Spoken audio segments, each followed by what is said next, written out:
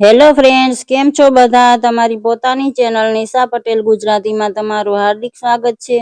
આજે આપણે આ બાળકોની ફેવરિટ ડિશ પીઝા બનાવીશું, જેને મેં મેંદાના ઉપયોગ વગર, ઈસ્ટના ઉપયોગ વગર બનાવ્યા છે। ઘઉંના લોટમાંથી બનાવીશું। આજે મેં આ ભાખરી પીઝા બનાવ્યા છે ફ્રેન્ડ્સ, પણ એને થોડી અલગ રીતે બનાવ્યા છે। ભાખરીના ક્રશમાં પણ આપણે થોડા મસાલા એડ કરીશું, જેથી કરીને એકદમ ફ્લેવરફુલ લાગે। તો આ પીઝા બનાવવા માટે સૌથી પહેલા આપણે તેનો બેઝ બનાવવા માટે લોટ બાંધીને તૈયાર કરીશું। તો એક મિક્સિંગ બાઉલમાં મેં ભાખરીનો લોટ લીધો છે। ભાખરીનો લોટ ગુજરાતી ઘરોમાં અવેલેબલ હોય જ છે, પણ જો તમારા ઘરમાં ભાખરીનો લોટ ન હોય તો તમે રોટલીના લોટમાં 2 ચમચી સૂજી એડ કરીને લોટ તૈયાર કરી શકો છો। હવે આમાં મેં ટેસ્ટ પ્રમાણે નમક એડ કર્યું છે અને મોણ માટે તેલ એડ કર્યું છે ફ્રેન્ડ્સ। અને આ ફ્લેવર માટે મેં ગાર્લિક પાવડર એડ કર્યો છે। તમે જો લસણ ડુંગળી વગર બનાવવા માંગતા હોય તો તમે આ ગાર્લિક પાવડરને સ્કીપ કરીને બીજા મસાલા એડ કરી શકો છો। આમાં તમે કાળા મરીનો પાવડર પણ એડ કરી શકો છો। આ મેં પીઝા સિઝનિંગ એડ કર્યું છે, બાળકોને બહુ જ પસંદ આવે છે આવી ફ્લેવર। તો બધું સારી રીતે મિક્સ કરી લેશું। બીજા રેગ્યુલર મસાલા આપણે આમાં એડ નહીં કરીએ, હળદર કે ધાણા જીરા પાવડર એવા મસાલા નહીં એડ કરીએ। આ રીતનું બાઇન્ડિંગ આવવું જોઈએ એટલું આપણે મોણ નાખવાનું છે ફ્રેન્ડ્સ। અને હવે થોડું થોડું પાણી એડ કરીને ટાઈટ એવો લોટ બાંધીને તૈયાર કરી લેશું। એકદમ સોફ્ટ લોટ નથી બાંધવાનો ફ્રેન્ડ્સ, નહીં તો આ ક્રશ શેકાયા પછી અંદરથી સેજ કાચો કાચો જેવો લાગશે। આ રીતે કઠણ લોટ બાંધી લીધો છે મેં। હવે આની આપણે ભાખરી વણી લઈશું।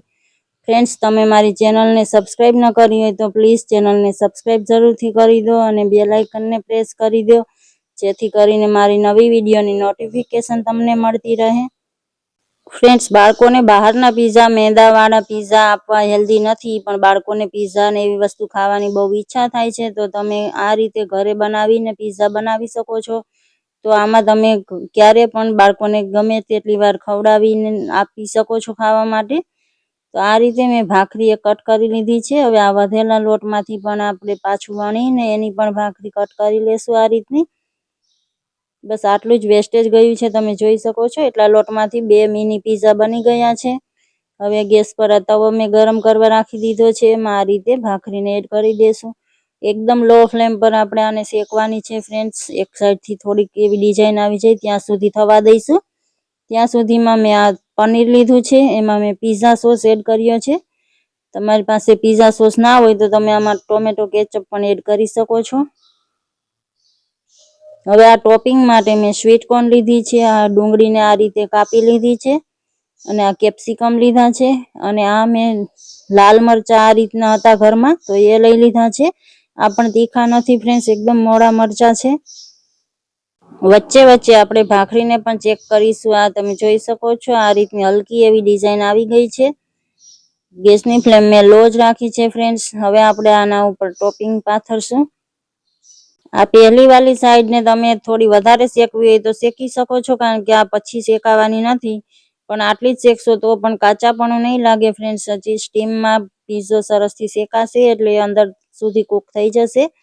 હવે મેં આ પીઝા સોસ એક ભાખરી ઉપર પાથર્યો છે, અને બીજા ઉપર આ રીતનો મેં ટોમેટો કેચઅપમાં જે મેયોનીઝ વાળો સોસ આપણે બનાવીએ છીએ એ રીતે મેં બનાવ્યો છે, પણ આ મેયોનીઝ નથી।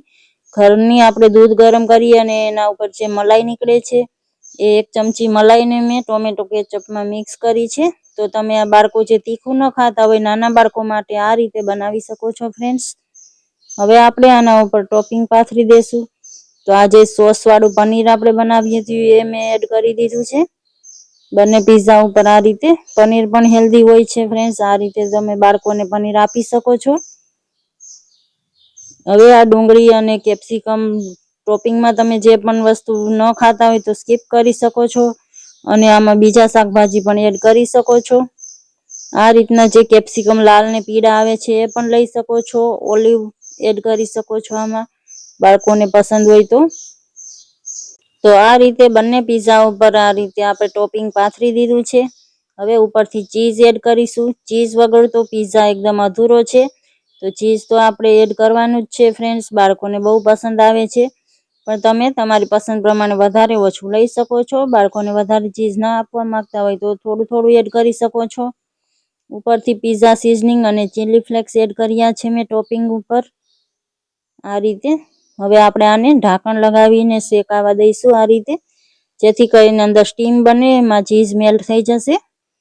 ચીઝ મેલ્ટ થાય ત્યાં સુધી આપણે આને કૂક કરવાના છે. તો આ રીતે તમે જોઈ શકો છો મસ્ત ચીઝ મેલ્ટ થઈ ગયું છે.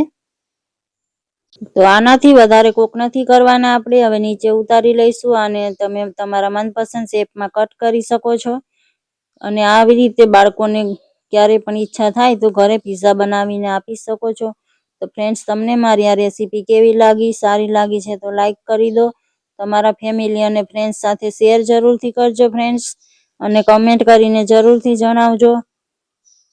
અને હવે આગળ તમે કઈ રેસીપી જોવા માંગો છો એ પણ કમેન્ટ કરીને જરૂરથી જણાવજો ફ્રેન્ડ્સ. હું તમારી સાથે એ રેસીપી શેર કરવાની જરૂર કોશિશ કરીશ. તો મળીએ છીએ નવી રેસીપી સાથે. Thank you for watching.